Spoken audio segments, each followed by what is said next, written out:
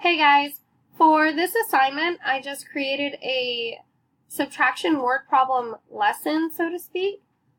This is something that students might view at home to kind of give them an introduction to subtraction and word problems, or it might be used in the classroom as a way for a substitute teacher to teach the lesson to the students in the case of my absence.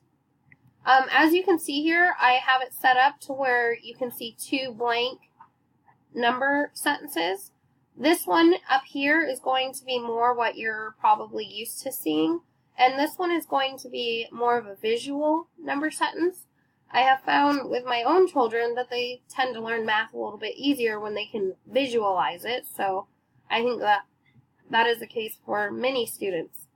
So let's just get started here. Our word problem is Sarah has 6 balls.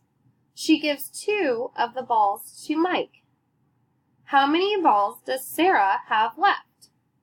Okay, so we know our total, our beginning number, is 6. So in this rectangle here, we are going to put 6 balls.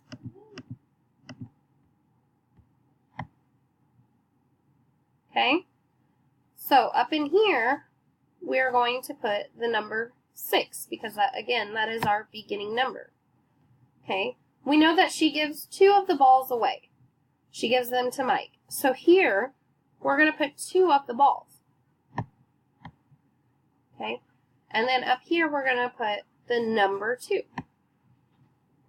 Now we know that since she gave 2 of the balls to Mike, she no longer has 6 balls. So to make this a little bit easier and to allow students to more visualize it a little bit better, we are going to cross off 2 of the balls. Okay? Now, we need to know how many balls Sarah has left. So we can go here and we can count them. 1, 2, 3, 4. So, in this last box here, we're going to put 4 balls. 2, 3, 4. And then up here, we know that there are 4 balls left. So, to answer this word problem, we know that 6 minus 2 equals 4. So, Sarah has 4 balls left. Thank you for watching, and I hope you all have a wonderful day.